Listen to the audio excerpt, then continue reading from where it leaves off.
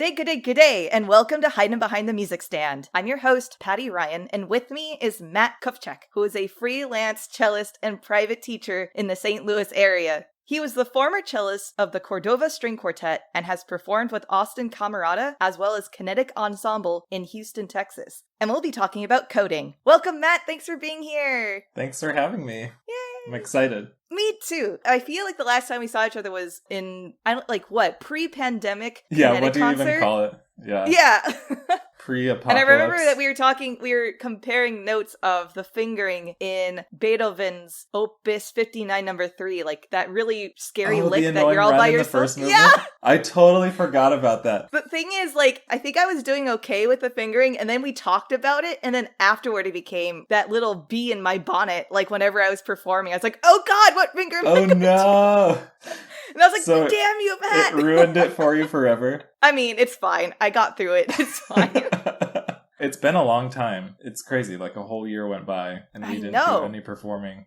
Or what we could do, which was any kind of virtual thing. And I'm so grateful that we are able to go back and be safely together. That year or year and a half was just what the heck happened? I know. But anyway, so that was a backwards way of me explaining that, well, I guess I kind of knew of you through your sister Meredith. That's right. We went to school together, but it was one rotation of kinetic. That's where you and I kind of really got to know each other. Yeah, and of course, we also have a mutual friend, Alejandro Duque, who I want to have on the podcast soon. Alejandro, we should have had him on today, joint podcast. That would have been really fun.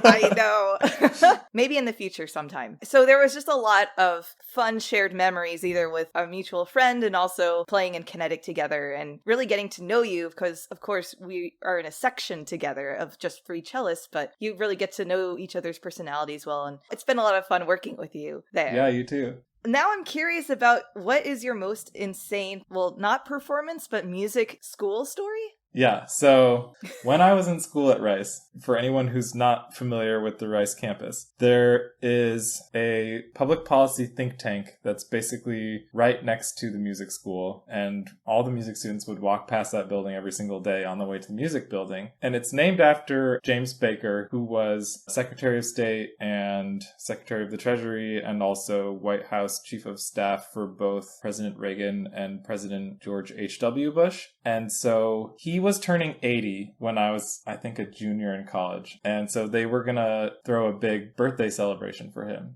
We found out about this a couple weeks before because basically what they did is they put up a big semi-permanent tent. We've seen a lot of those this past year with the pandemic, these temporary buildings. So they put up this big, huge tent in the lawn that was between the Baker Institute and the music school at Rice. One of my friends was like, we should sneak into this party. And I was like, okay, first of all, I was adamantly against it because we knew they had said George H.W. Bush is going to be there. And I was like, okay, there's a former president. There's definitely going to be Secret Service. There's going to be all kinds of security everywhere. It's not going to happen. There's no way. So we were just kind of joking about this for 2 weeks. And finally, it was the night of the party. And I think it was on a Saturday. And it was a group of 4 of us. I won't tell you who the other ones are in case they don't want their names to be associated with this story.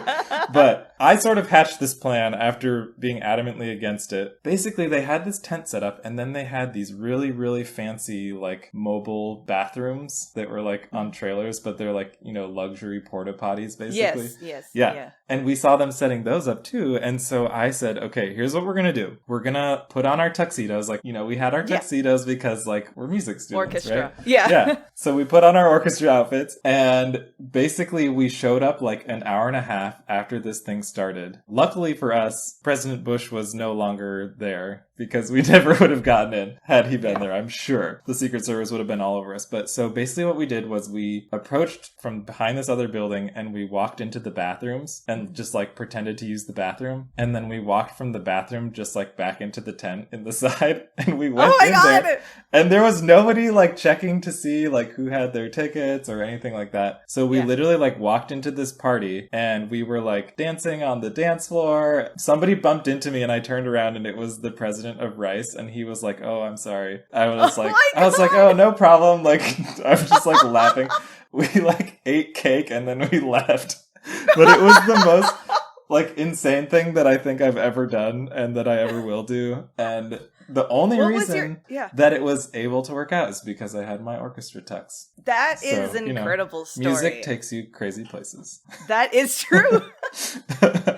So what was your exit strategy in the event that you got caught? We didn't have one. And that's the crazy thing looking back is like, I don't know how they convinced me to do it because I was like, we're going to get arrested. And they were like, they're not going to arrest us. Like, if they catch us, they're just going to be like, go home, silly college kids. Which is maybe true. I don't know. But they convinced me to do it. So I hatched the plan to get us in. It worked incredibly well. Maybe I have a second career as a spy. I don't know. I don't know. Yeah, espionage. Yeah. Wow, that's crazy. Congratulations, maybe? I guess, yeah. Also, like, not like shame on you? Like, yeah, I don't know. I know, right? Can you get arrested years later if somebody finds out? I don't, well, I mean, you didn't damage or, like, hurt anyone, so you're technically, fine. it wasn't illegal. You didn't sell anything, at the university. Yeah. I wasn't trespassing. Right. They were on my lawn. Exactly. All right, so can you tell me about Mikey? Sure. Mikey is my dog. We've had him for a little more than 6 years ago. Was he a puppy? He wasn't. He was somewhere between like 1 and 3 years old. We don't really know. He was a rescue. I'm trying to describe him to our listeners here. So he's a mix, and we don't know exactly what. They told us he was a boxer lab mix. He has the coloration of a boxer. Like, he's mostly brown, and then he's got like some black on his face and a white stripe on his nose. But he definitely is not 100% boxer. He doesn't have like a smushed face, and he has like cute little ears. But he's also short. We call him a lowrider. So he's a 60-pound dog, but he only comes up to like my knee or a little bit higher. We think maybe he has like some basset hound or beagle in him or something like that. I was going to say maybe some of that, yeah. But he's really cute. He has an Instagram, mikey.dog, if you want to go look at pictures of him. He always looks sad for some reason, but I promise he has a good life. He is a little bit grumpy. Like, he doesn't know how to play. So if you try to like do stuff with him, he's just like, let me chew on that and leave me alone. Yeah. But he knows a lot of tricks, though. He's really cute. Oh, nice. I think one of my favorite recent Insta stories that you posted was, like, who wore it best, Winston Churchill or Mikey? I didn't vote, but I would have obviously voted for Mikey. Yeah, you know, I forgot to put the little, like, option to like vote poll on my story. I really should have done that. It was a missed opportunity. But the people that responded all said Mikey. Predictably. Well, give him a little head scratch for me. Okay, yeah, I will. All right, Matt, are you ready for some Spitfire questions? I think so. I hope so. Let's do it. Okay. Mahler or Bruckner? Mahler. Debussy or Ravel? Debussy. Cats or dogs? Well. Dogs. Appetizers or desserts? Appetizers. Do you have a favorite appetizer? Oh, I don't know if I do, but I feel like I'm always hungrier when it's time for appetizers. So I'm just like, I mean, don't get me wrong, dessert is great, but like, it's more like the cherry on top, you know, the appetizer is like, yes, give me food right now. I really like pot stickers. That just popped into my head. I mean, you can't go wrong with a dump. Yeah. So I don't know. I'll come back to you with a better answer later. Sparkling or still water? Still. Oh! It depends on the situation, but I feel like I drink more still water than sparkling water. I do like sparkling water too, though. Topo Chico. Oh, nice. Okay. Alternate universe musical instrument. This is the fan favorite question. So I think if I had to choose just one, it would be the bassoon. But I've always really wished that I could play the organ because it's like extremely epic. And that makes so much sense though. Like as a cellist, of course we want to play the organ. Like it's just the massiveness of sound. Yeah, exactly. But like, so I'm terrible at the piano as it is, so I don't think I could do it, especially once you like add in the feet. That would be like a dream. Like if I could just like wake up one day and be able to play the organ, that would be amazing. Yeah, like infinite power of sound. Yeah, exactly. Yeah. But why bassoon? Probably it appeals to me in a lot of the same ways that the cello does, but I really like that you can do like really cool low bass stuff with it, but also it's actually really beautiful when it plays melodies. I really like the sonority of it, I guess, when, I don't know, I'm like thinking of like the Rite of Spring solo, like stuff like that, like stuff you wouldn't expect a bassoon to be able to do, but it's just like, wow, that's such a cool sound. Yeah. Early bird or night owl? Definitely night owl. Pandemic guilty pleasure? Ooh, probably beer. I mean, isn't that just an everyday pleasure? No? Well, it is. Maybe not every day, but, you know, like a... Let's just say I increased the amount that I was consuming during the pandemic. Oh, okay. Favorite professor shout out? Ooh, that's a good one. You know, there are so many music professors that I could shout out, so I just won't do any of them. I had a photography professor at Rice that I really loved. His name was Jeff Winningham. Pretty sure he still teaches there, but he's been there since like the 60s. He went to Rice himself, and he, I believe, knew Dominique de Menil, for anyone who's familiar with the Menil collection in Houston, and he like worked with her to create a photography program at University of St. Thomas. Anyways, he was just a really, really nice guy, first of all, but he was very encouraging. I took 2 classes with him. One was just like photography 101 or like intro to photography or whatever they call it. And he insisted on teaching this class shooting with film only, which I guess is not really typical anymore because, you know, digital photography is just much cheaper and easier, I guess, to do with a class full of people. So what he did was he had us all use these little plastic cameras by a company called Holga. And basically they don't have a zoom lens, they don't have like anything, and they're literally made out of plastic. Like the lens itself is made out of plastic, and it just shoots like black and white. Or I mean, I guess you could use color film if you wanted to, but we were shooting black and white on these little plastic, basically like toy cameras, and then developing the film ourselves in the darkroom. He taught us how to print the film like from our photo negatives, like make prints on the photo paper. He was always really encouraging, even though he's like this famous photographer. He had all these like award-winning photo books that he had done. One of them was of like wrestling nights in Houston. I guess they had like a local professional wrestling thing that they did back in the 60s and 70s. And so he he showed up and did like an entire photo book on that. And then he also did one of Friday Night Lights in Texas, like high school football. I took those classes when I was doing my master's degree at Rice, which was kind of, looking back on it, it was kind of a stressful time for me. And I was kind of like questioning, you know, what I wanted to do with my career and just feeling like really stressed out about music in general. And so it was really cool to have an escape from that, but also have a mentor who was like really supportive, even though I was doing something that I was a total beginner at. I see. Yeah. Have you continued to do any photography since then? Yeah. I mean, I've always kind of liked doing photography like for fun, but after taking those classes with him, I mean, I learned a lot about just how to frame your image and what makes a good photo and what doesn't. I actually have an old film camera that used to be my dad's that is mine now that I shoot with. And then I also have just like a Canon digital SLR that I use. I would say I don't do a ton of photography, but it's still something that I really enjoy. And beyond like taking my own pictures, I also really love looking at photo books that other photographers have done and like learning about the history of photography. And it's like one of my hobbies, I guess. Yeah, not one we're talking about today, but maybe right. eventually another day. Yeah. Most inspired musical hero of any genre? Ooh, wow. I mean, okay, I'm answering your Spitfire questions in too long of a form, so I'll just say Jacqueline Dupre. Oh, you too? High five! Yes. Okay. Amazing. I just find her to be really inspiring because of everything that she went through, but also like watching her. I mean, there are some videos of her performing and listening to her. She was just an incredible musician. So yes. I don't know. Maybe that's a lame answer, but I think that's probably the case for a lot of cellists. Like, yeah, she's just like our hero. Yeah, I think what I was inspired by at such a young age with her playing was how lighthearted she is in certain moments. Like, let's take the Elgar second movement. You know, she'll come up for air even throughout this entire intense staccato, quick section that takes a lot of agility and finesse and coordination. She still has this lighthearted joy. But then at the same time, she can also sizzle and really get really intense and deep into something, which is also really exciting. So, yeah, I think she's one of the rare artists who not only had the technical prowess to be able to do whatever she wanted, she also fully embodied the music that she was playing. Like, you're so right, like she could be so lighthearted and like you could see the joy on her face, but then like she was playing serious music, like, you know, it was like the saddest thing that had ever happened. You know, it was just like totally. She was like fully in the music, and I think that's just like a really special quality in any musician of any genre, like you said. Mm-hmm. But she's the first one that came to mind. I totally agree with you. And she's one of my inspirations situations throughout a lot of my career too. Yeah. Most transformative performance experience? I mean, playing in Carnegie Hall, I got to do that once with my string quartet in high school, and I got to do that with the orchestra at Rice. And that's just really cool because it's kind of like people hype that place up. And so when you're there, it's like, wow, this is neat. Yeah, totally. But there were several times with my string quartet that I can remember. Can I go on like a brief tangent? Yeah. Okay.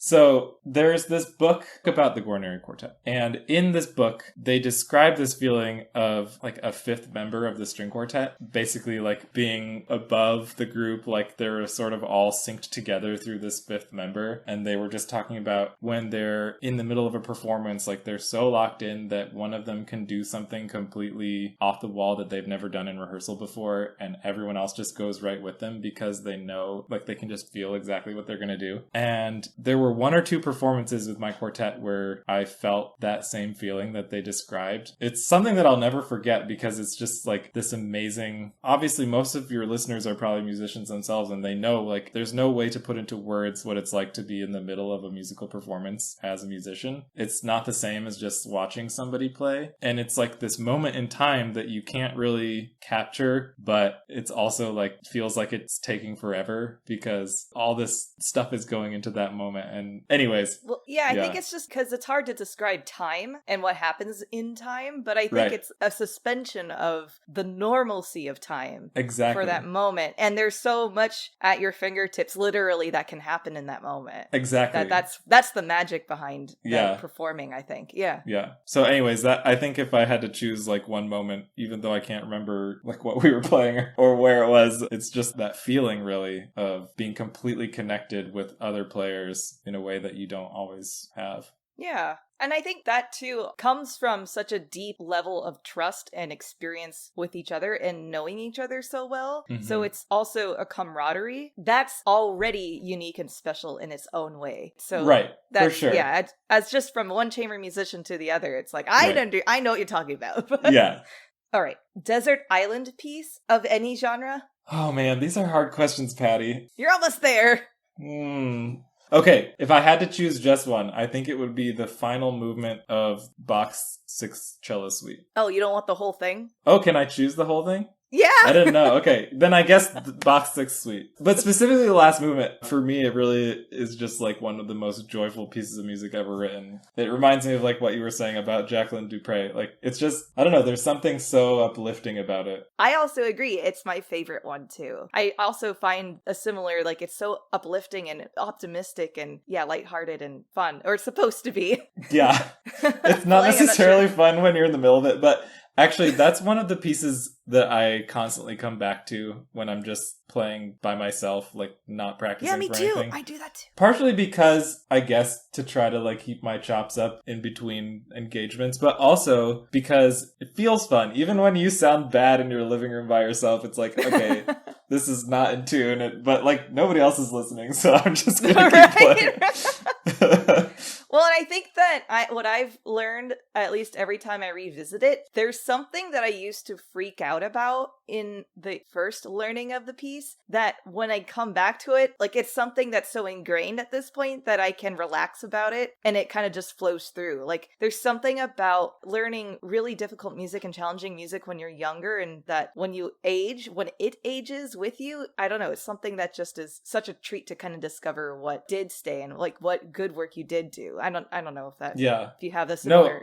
No, I think you're right. Yeah, I don't think I could play it now if I like sat down to learn it for the first time. Yes, I'm sure I could if I like spent enough time on it, but that's definitely a relatable experience. All right, Matt, you made it through the Spitfire questions. Yay! Oh man, I'm sweating. So, Matt, can you walk me through your musical origin story? How did you discover a cello? When did you decide that you wanted to pursue it professionally? And then walk the steps of your music education and your career to where you are today. So I actually come from a relatively large family. I have 5 siblings, and I'm the 4th one out of 6. So when my oldest sister was 4 years old, I guess my grandfather like showed up at my parents' front door with this little violin that he had picked out. Yeah, I don't know. I mean, I wasn't there, so I'm hazy on the details. But essentially, he showed up with a violin and was like, give her lessons. And so my parents were like, all right, I guess we'll do it. This was my mom's dad, and some of her brothers played the violin, or at least one of her brothers played the violin. And like they all played music, not professionally, but like when they were growing up, they learned various instruments. And so like my mom had played the flute and the piano and the cello. So it was basically, I think my grandpa was just like, yeah, you know, like music is a great thing to pursue, like something to learn about. So he showed up with this violin. Anyways, that sort of set off a tradition in my family where when each of us turned 4 years old, we started learning an instrument. Oh my God. And so that's how it started. That's how the like Kufchak dynasty happened. It is. I know, it's crazy, right? So when I was 4, my parents were like, okay, well, you're 4, and so like you get to pick out an instrument, which was like really exciting. So they said, well, what do you want to play? And at that point, both of my older sisters played the violin and my older brother played the cello. And so I used my 4-year-old logic and I said, well, I have to play the cello because cello is for boys and violin is for girls. No. I know, I'm yes. sorry. Like, no, I don't still think that, but that's what made sense to me at the time. So I picked the cello, and that was like essentially all that went into the decision. Like I wasn't like, I love the cello and I really want to play it. But I'm glad that it worked out that way because obviously here we are, however many years later. I also think you picked the better instrument, but here for I am. Sure. You know? Yeah, sorry to all my violinist friends out there. But anyways, that was the origin story, and I took lessons all through, well, that was when we lived in Syracuse. I started with the same teacher that my brother was with at the time, and then we moved to Ohio. I had several different teachers there, and then, yeah, basically when I got to high school, I was starting to think about, like, you know, what do I want to do? I had been involved in this chamber music program in Columbus, the Chamber Music Connection. I had a ton of fun with that. My quartet in middle school and high school, we basically stayed together for like 5 years, I think. We had done the fish-off competition, and we actually got the silver medal one year, which was really cool and exciting. That's great. And then actually we also did one of the first iterations of the St. Paul String Quartet competition. Maybe you did? Yes. Did we talk about this? I don't think we did. So you can tell your listeners about that maybe for the people who don't know what that is. But. Sure. Oh my God, that's awesome. So St. Paul String Quartet competition is the competition run by my string quartet, Artaria. We just run the competition. We don't ever judge it. We just facilitate it. And the idea behind it is to compare apples to apples. So in a lot of these national competitions, you're comparing piano trios against string quartets, against saxophone quartets, against woodwind brass quintets. And it's just, this is the brainchild of my first violinist, Ray Shows. And I think that he just said, no, I want string quartets so that we can really be able to compare apples to apples again. So the competition is always judged by a professional string quartet. Right. And that's what I was going to say. So when the year that we did it, the Moreau Quartet was judging it, which is crazy, right? Because it'll come up later in my musical story, right? So they were judging it. And I remember somehow their flight was delayed. So they like didn't show up. And we happened to be the first group. So we were like brought to the green room at the time that it was supposed to start. And then they said, okay, well, the judges aren't here. So like, you're just going to be in the green room. And somehow the room was like super hot and our instruments just wouldn't stay in tune. So we spent like, as we were waiting for them, we spent like 45 minutes just essentially tuning the whole time. And then they got there and they basically like ran into the hall and somebody was like, okay, go. And they just basically like shoved us out on stage. So we went out there and we had to tune because our instruments like hadn't been staying. And I remember like one of the comments we got back on our thing was like, tune on stage. They were like, the performance starts as soon as you walk out the door onto the stage and you can't tune on stage. And we were like, yes, we know. But anyways. That's just so funny because it's like such a pedagogical thing to say to like a young group. It's like, now you know, you shouldn't like. Yeah. And like, I mean, I'll never know if they like dinged us for that, but we didn't get first prize, so the rest is history. Yeah, that was the Opus Quartet in 2007. So nice.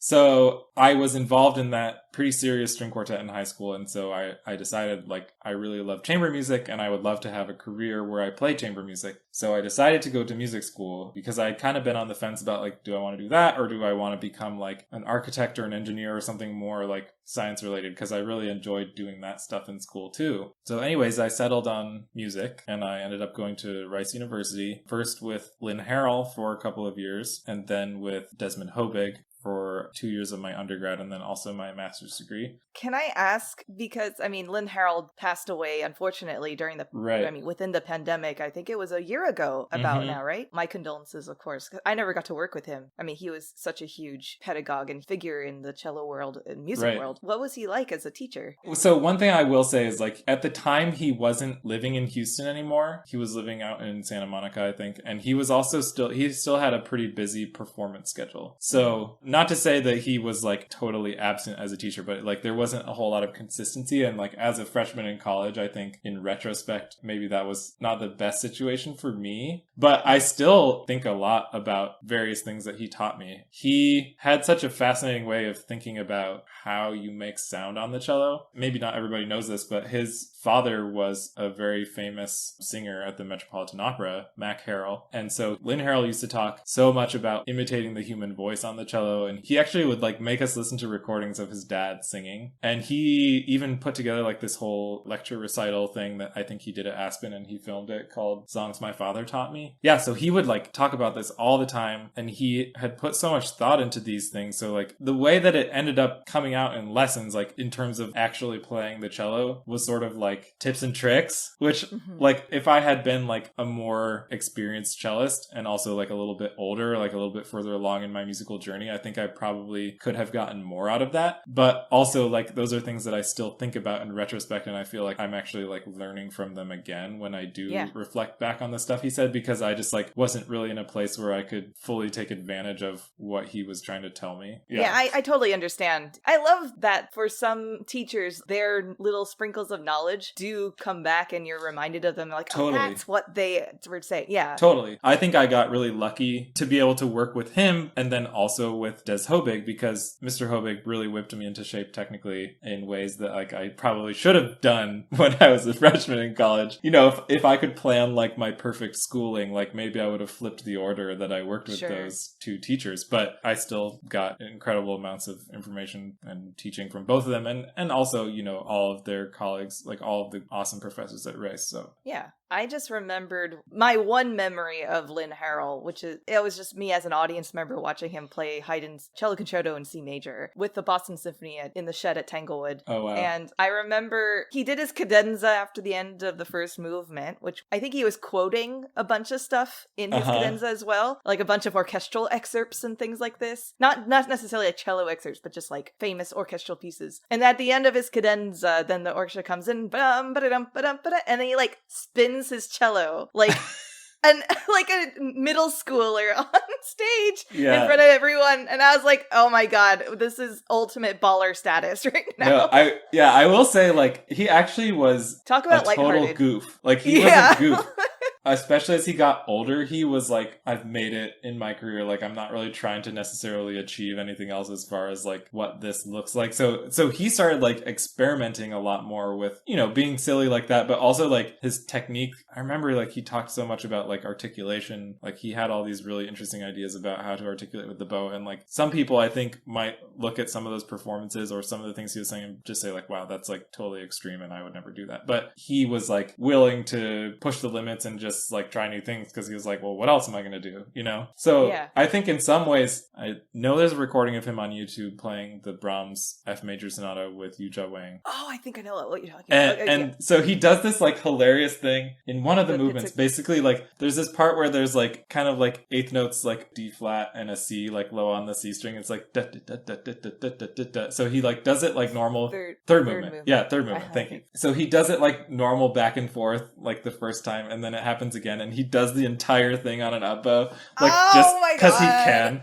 And it's like and it's just like the funniest thing, because like, especially having worked with him, it's like I could totally see him doing something like that, like, you know, just being goofy Lynn. But like other people who are watching that, who maybe don't have that context of like knowing him a little bit, are probably just like, why did he do that? Like, why? Yeah. You know? Yeah. So yeah, it's funny to think back on that. Yeah. Well, thanks for sharing some of your stories with of Lynn Harrell. I think the only way to continue his legacy is, well, not just listening to all his recordings, but also the stories from his students. So. For sure, yeah. Yeah, he was definitely a giant of the cello world. So going back on track of Yeah. your origin story, so you did your undergrad and master's at Rice, and then... Right. Yeah, so when I was in my final year of my master's degree, I ended up staying for a third year, which anyone who does their master's degree at Rice knows. It's like the classic Rice master's third year. Like, I finished in 2 years, and then I think maybe there weren't going to be quite enough cellists the next year or something like that, so they were like, hey, do you want to stay? And I was like, I don't have any other plans, so sure, why not? And I'm really glad I did, because in that third year, that was when I started talking with, originally it was Andy Leong, who is now in the Seattle Symphony. We had played in various chamber groups together for several years, and like we used to always just kind of joke about going pro. Like we said we should go pro. But then so we were like, well, should we? Like, let's look into some of these programs and just see what's out there. And so that was kind of the beginnings of the Cordoba Quartet. Yeah, so we got together with the other guys, Nicola Muti and Blake Turner. We decided to do some auditions, and actually the name of the quartet we made up in the car on the way to our audition at UT Austin, where the Moreau Quartet teaches. Yeah, because they were like, what's your name? Like, what's your group name? You have to have a group name. So, like, if we could do it again, like, maybe we would come up with a different name, but that was the best we could do at the time. Is it like a mishmash of a bunch of different things, or how did you... No, I think it was just like we needed a name. Sounding and I can't remember, like, I honestly don't remember where it came from, and people would ask us all the time, where does the name come from? And so we would, like, make up different reasons why. So here's what we said. So Cordoba, Spain was, like, this center of, like, commerce and learning back in the, like, 15th century or whatever. And so we said, like, we were, like, very inspired by that place. And then also there's this kind of leather that's named after Cordoba, Spain, which is Cordovan leather. And it's, like, rich, and it's got all these different, like, dark colors. And so, like, we like to think about how the sound of our quartet is, like, the richness of this leather. So, like, yeah, we would come up with all these outrageous stories to tell people, and none of them were actually true. But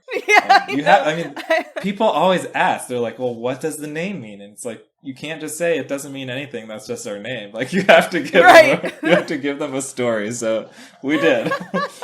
Anyway, so we ended up studying with the Moreau Quartet at UT Austin for 2 years, at which point, after we graduated, we decided to go our separate ways. But that was an amazing experience, played a lot of really cool concerts, learned a lot about myself and about playing the cello. I definitely, like, grew a ton as a musician. I'm curious if you're willing to disclose any reason of the breakup. Yeah, I mean, like, one person sort of realized that string quartet wasn't really for them. And then we started having these conversations about, like, you know, what do we want to do going forward? And then another person was like, well, there's, like, some other things that I would want to pursue as well. And so at that point, it was like, okay, is this remaining half of the quartet, like, do we really want to, like, do what it's going to take to, like, make this thing continue on, like, find 2 more members? And we ultimately just decided, like, we've had a good run, and that's fine. Like, we can just let it be what it was. I think for me, I mean, I don't know. String quartets seem to come and go, except for the ones that really do have long careers. And, like, obviously you're in a string quartet where there have been various members throughout the life of the quartet. And I think that typically happens. Like, it's pretty rare that a string quartet remains, like, the same 4 people for 30 years. Well, even rock bands are the same way, too. Yeah, it's totally. It's not exclusive to any just members of a chamber of a ensemble. Group of anything. Yeah. In any...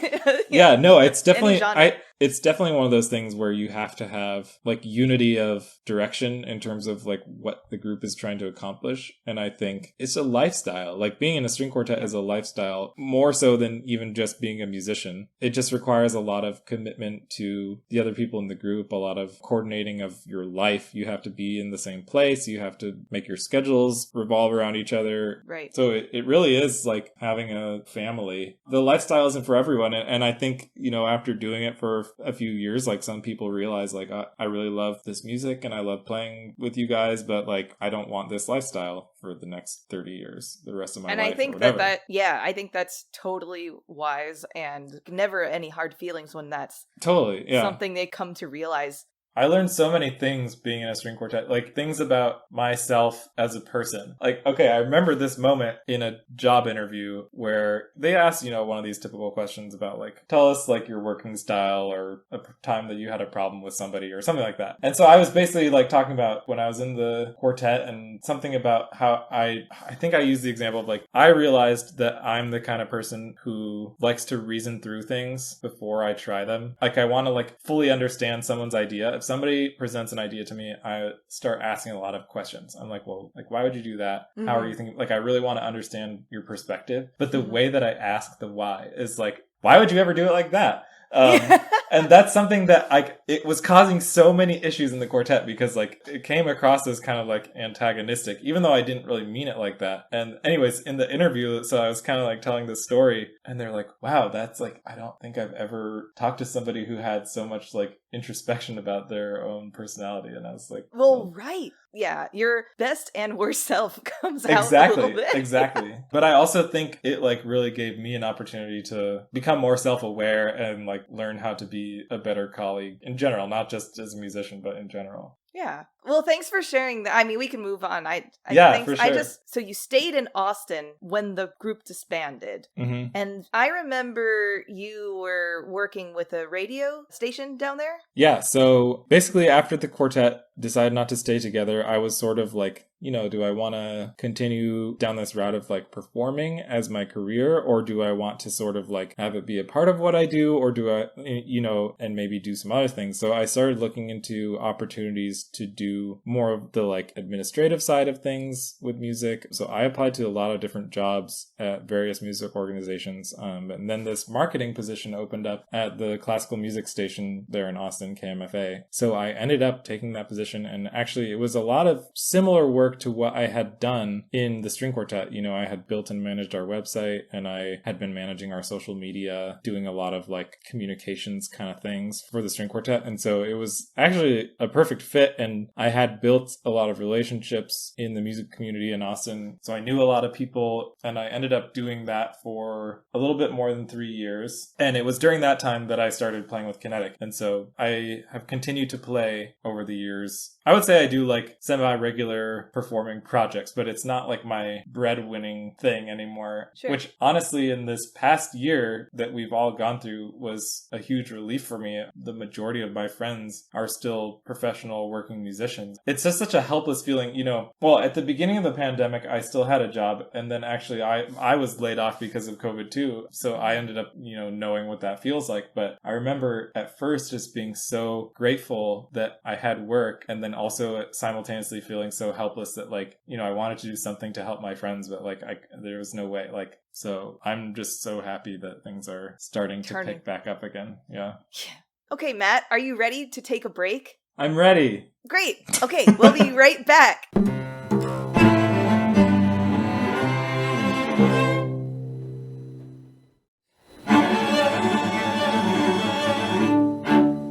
Welcome back from the break. So Matt, did you get into coding because of the pandemic? Yeah, totally. So I actually started a job at GoDaddy on March 16th of last year. So it was like, yeah. Crazy. So I've always like really been into tech as kind of like a side thing. Like I really like gadgets and learning about computers and stuff. And both of my parents started their careers at IBM back in the 70s, right. I think. It's something that I've always been interested in and intrigued by. And so I took this job at GoDaddy. It wasn't like a technical role really. It was on the onboarding team for their social media product. But the intention of taking that job was that I wanted to sort of build a career in tech. I sort of like had this idea like I'm going to try something new and see what happens. So I did that job for 3 months, and then they cut my team in half because of the pandemic. I mean, they treated us well. Like they ended up paying us like 3 more months worth of pay. Like they took care of us. That's they did nice. They did right by us. So I just want to say, like, I don't hate GoDaddy if anybody from GoDaddy is listening. But it was hard because I was like, well, now I guess I'm back to square one. And what am I going to do next? I actually had been thinking for a long time about learning more about coding. And I decided, you know what? I'm going to just like do some research about this and see if I can go for it. So I ended up, getting into this boot camp called App Academy. I found this online group of musicians and other artists like actors and visual artists, all kinds of artists who have transitioned to working in tech called Artists Who Code. And it was started by a friend of mine from Rice, actually, who did his master's degree in cello performance there, Scott McCreary. He and his wife started this group. His locker was like right next to mine, and I saw him, he posted something about this group that they started. It's called Artists Who Code, and they have like an online community, like chat community. If anyone is like super interested in finding out more about it, they have a website, and the actual like Slack group that they have set up is invitation only because they're trying to keep it like not crazy huge. But like totally reach out to me if you're interested in being it, because we are like, we can recommend people to join it. And it's been an incredible support group, and also just like really cool to see so many people who are kind of transitioning their careers or like finding other ways of engaging with music while also doing other things. You know, for some people it's like they're making the total switch, I'm going to be like a software developer now. And for other people it's I'm going to be a musician, but I also have other skills that I can do and that I can use to support myself. And so it's really like, for me, a cool representation of what it looks like to be a musician in the 21st century. It's not always, you know, black and white. Yeah, that's cool. So out of curiosity, I know I reached out to you with a mutual friend, Lindsay Bordner, because she was simultaneously telling me about her ventures down coding, and she recently got a job. Actually, so she got in touch with me, I think, and she actually also ended up joining Artists Who Code. She and I chatted a little bit just about, you know, various options and things that she was considering doing. Yeah, you had mentioned that maybe she ended up getting a job, which I had not heard about. So that's super exciting. Yeah. So shout out to Lindsay and congratulations. Yeah. Like I was saying, like there are so many people that have kind of made a transition or like are doing more tech work on the side. And I think there's just like a really natural correlation between people who are used to really applying themselves to an art of some kind and to work in technology, because it requires the same amount of like attention to detail and perseverance and problem solving. And it's just a really natural fit. Actually, I work with a guy now who is an oboe player, and he's also in the Artists Who Code group. I actually met him there first, but he went through the same boot camp that I did, and now we are both currently working as teaching assistants at the boot camp. So, oh, cool. Yeah, such a small world, just like the music world, you know? Yeah, I guess. Yeah. I mean, it's kind of like a cool Venn diagram situation. Exactly. There. Can you describe your experience in the boot camp? Like on the first day of class, was it like totally intimidating as if you're going back to first grade of some sort, you know? Or So for me personally, it wasn't so much like that because like I was saying before, I've always kind of enjoyed like tinkering with this sort of stuff, and I really wanted to learn more about it. And so even though I didn't have, like I had never written JavaScript before I started doing the boot camp. So in that sense, I was very much a beginner, but like I had looked at code, I had used code before. It wasn't like a completely foreign concept to me. Okay. And I was really excited to learn more about it. And so I would say there was like some amount of nervousness just knowing I was getting into something that was going to be like very challenging. But as musicians, we do that all the time. And so it wasn't like overwhelming. In terms of like the actual experience of going through the boot camp, it was just really tiring. I'm assuming mentally, or do you mean? Well, both mentally and physically. So basically, I mean, there are a lot of different boot camps and they're all structured in different ways. The one that I did was 6 months long, 24 weeks. And it's like a 9 to 6 sort of thing during the week, Monday through Friday. And then you had homework and readings that you needed to finish overnight. And then we had a test every Monday morning. Oh my God. And we had to pass the test with 80%. Otherwise, we had to like redo the material. Oh God. And so it was like really stressful. And I would say average week, I spent like 60 to 70 hours. And then like on project weeks, when we were building our actual like portfolio projects, I spent more like 100 hours. So it was like, I just like basically did nothing else. Like one of the reasons that you haven't heard from me in 6 months is because like literally I didn't talk to anybody. Like, yeah. I mean, how could you? Yeah. I felt the exactly. same way with Lindsay though. I mean, not that she was purposefully not talking, but we all knew that she was going through boot camp. And so it's like, like, oh, we're not playing video games anymore. Yeah, no, and I think, I mean, there's a reason why they call it boot camp, and it's just because, like, essentially, you're cramming the amount of information that you might do in, like, an undergrad in computer science, at least all the parts that you would need to actually do the job. So not, like, all of the theory necessarily behind everything, but, like, we did some of that, too. But you're cramming 3 to 4 years worth of information into 6 months of really intense studying. It's a lot, but I'm really glad I did. I really enjoyed it. I think there are probably some people that realized partway through, like, okay, this really isn't for me, but I loved every minute of it. It was just hard.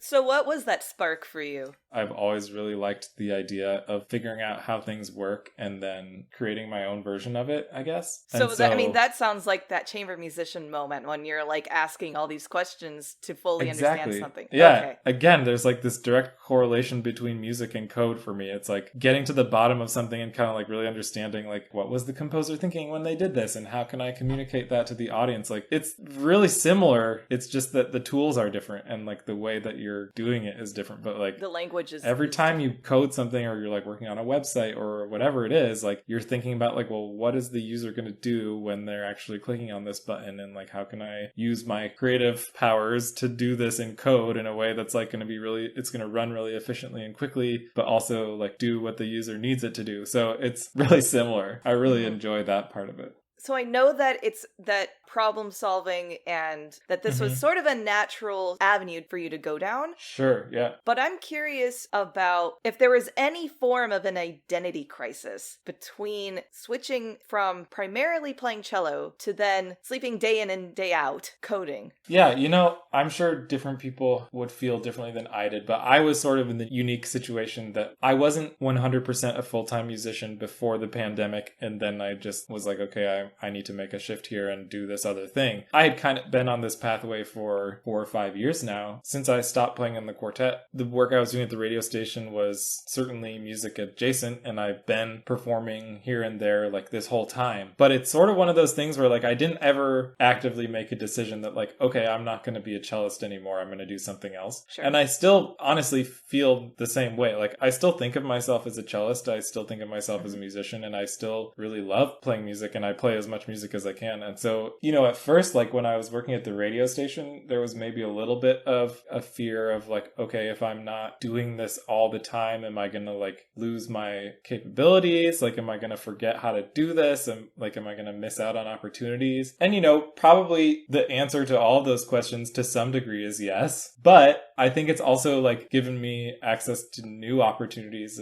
to try things that I maybe wouldn't have tried before. And it's really opened my eyes to like what it kind of means to be a whole person, which I think, you know, we're all on our own journey with that. But a lot of musicians that I know, a lot of friends of mine, when they're getting to the age that we are now, like they sort of have this moment of identity crisis, even if they are working as full-time musicians, just saying like, okay, well, is this who I am as a person? Like, is this all that I am? Or is it just like one part of me? And like, how does that fit in with everything else? So I would say it was a natural transition for me just because I had already been doing like a full-time job that wasn't music. And so it didn't feel like this huge shift beyond the fact that like I had a little bit of time off after I got laid off, and now I'm like working 70 hours a week just studying. Like it felt like being back in school, but worse, you know? Like that part of it was definitely jarring, but not as much like, I guess. As an identity crisis situation. Yeah, okay. Exactly. I get that. Well, I'm glad to hear that. No, but I will say, like, it's a constant question in the back of my mind. Like, well, what do I want to do when I grow up? You know?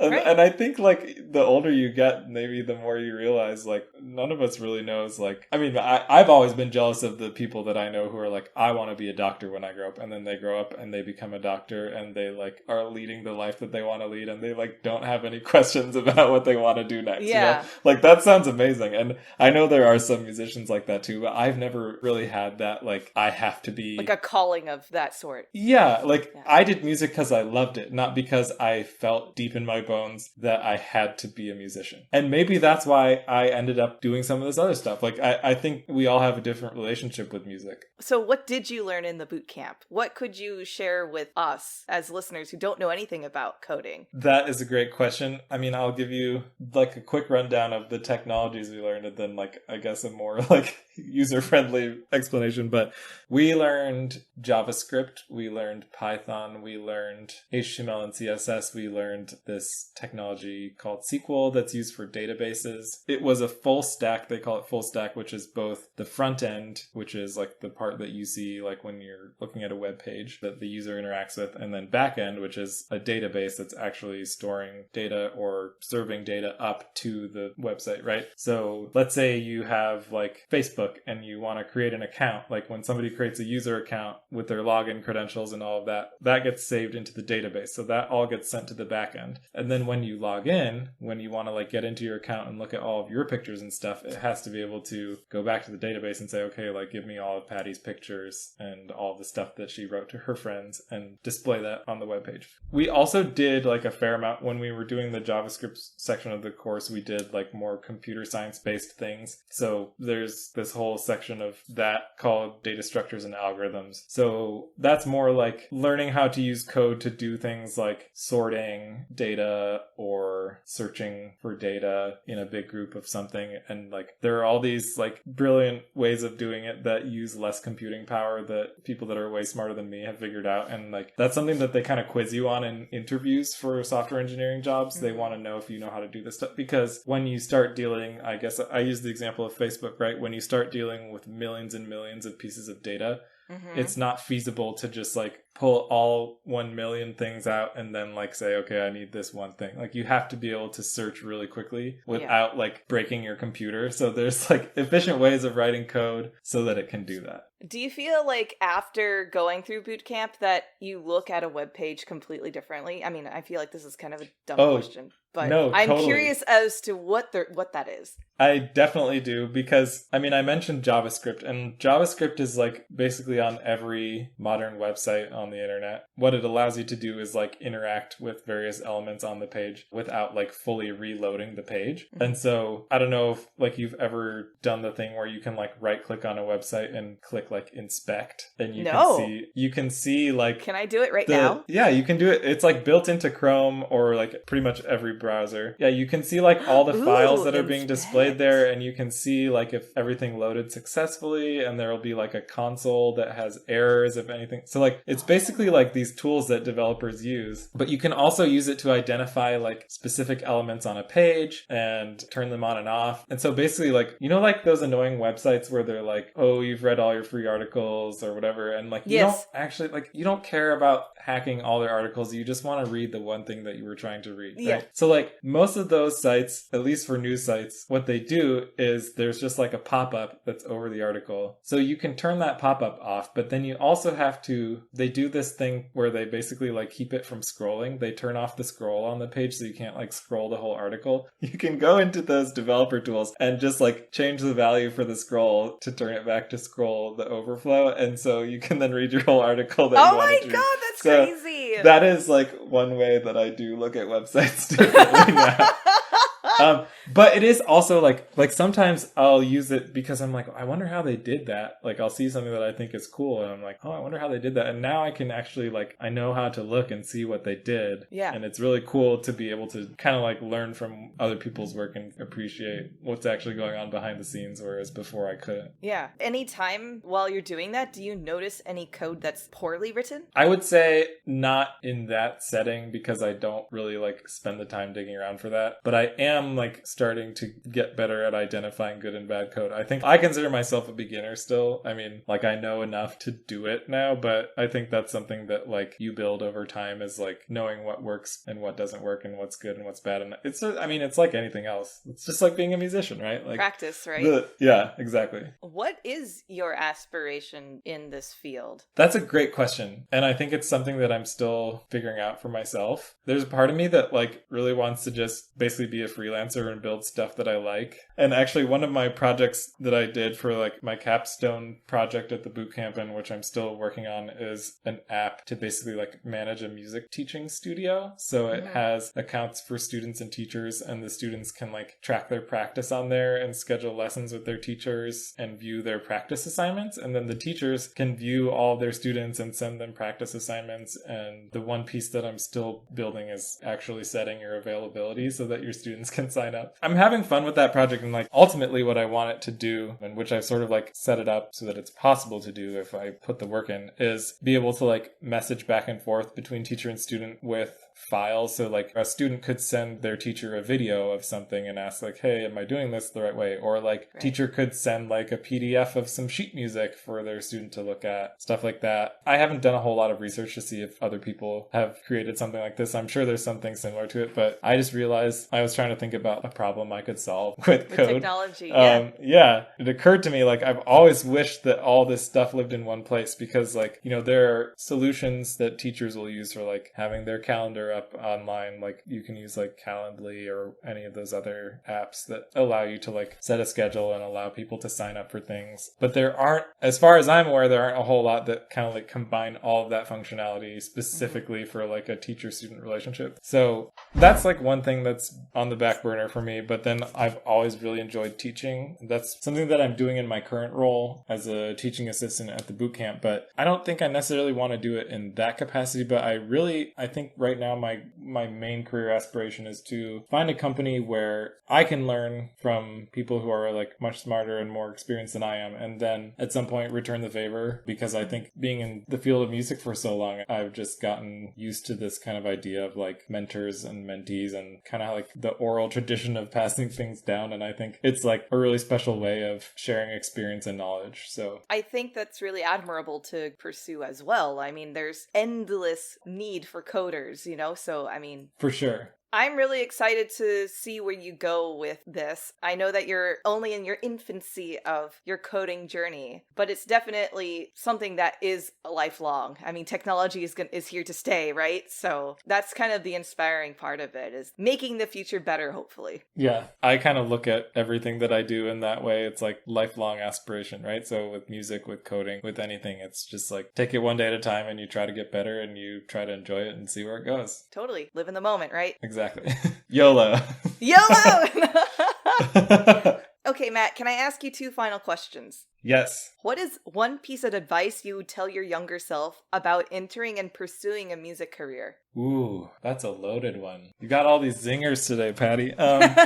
Let's see. If I had to just choose one piece of advice, it would be like, don't worry about what other people think about your playing and the decisions that you make. And like as a sub answer to that, like don't try to be perfect, because you can't. And Life like lesson, I'm happy to right? expand on Yeah. that, but that's yeah, like, no, please. I mean, if you'd like, yeah. I mean, I don't know if this is necessarily a common thing among all young musicians, but for me specifically, I really struggled with like trying to live up to my teacher's expectations and what I thought other people wanted me to do. And like maybe even like with career, like for a long time I was like, well, I guess I just have to like take an orchestra audition because that's what everybody does and that's what success looks like. And that's obviously not true. I mean, it's true for some people, but it's not like the universal truth of being a musician or a string player. And so, yeah, I think just be willing to take risks and try new things and don't worry about what other people think about that. Yeah. No, I think that's great life advice, inside and out of the music field. As RuPaul likes to say, if you can't love yourself, how in the hell are you going to love somebody else? So you got to live your life for yourself, you know? Yeah. In that way.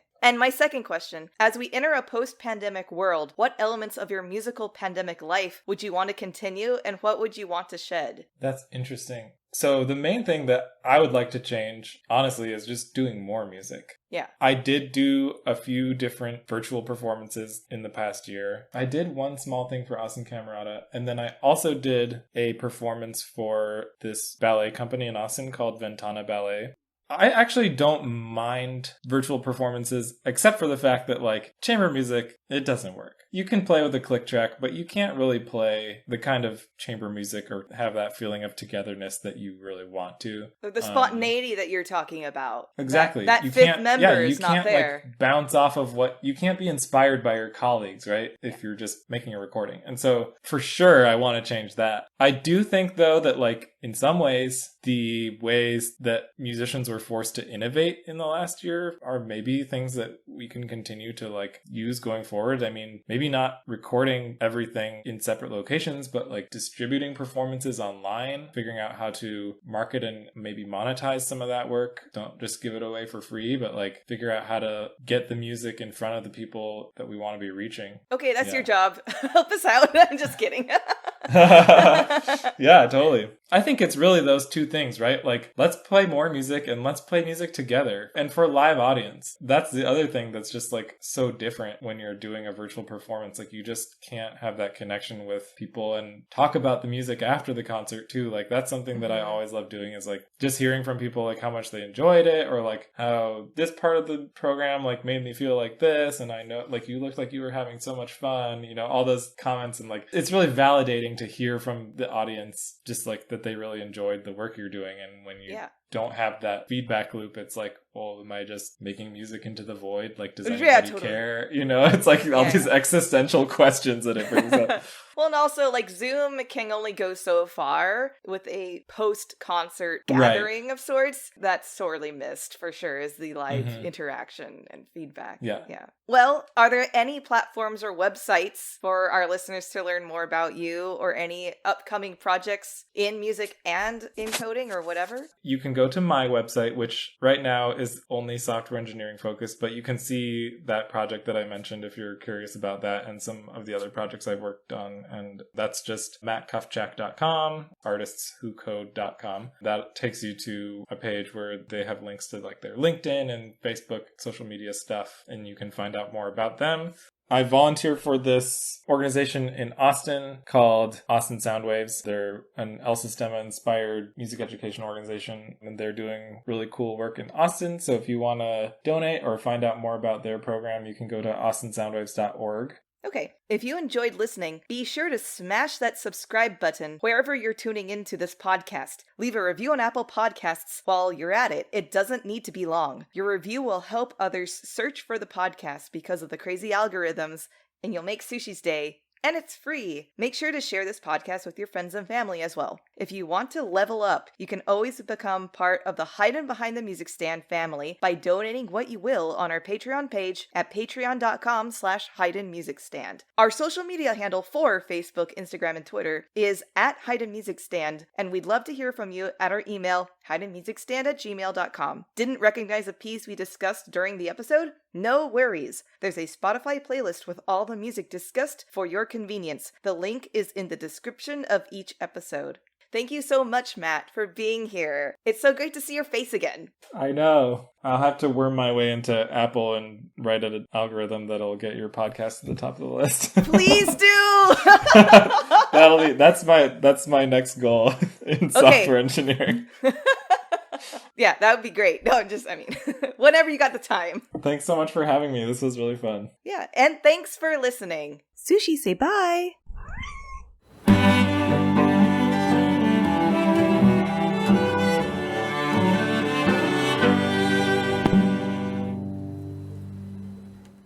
I should get, like, a kazoo or something. Go, like, definitely do a kazoo sound effect. If there's not in the final version, I'm gonna be sad. Yeah, why didn't I just thought of this now.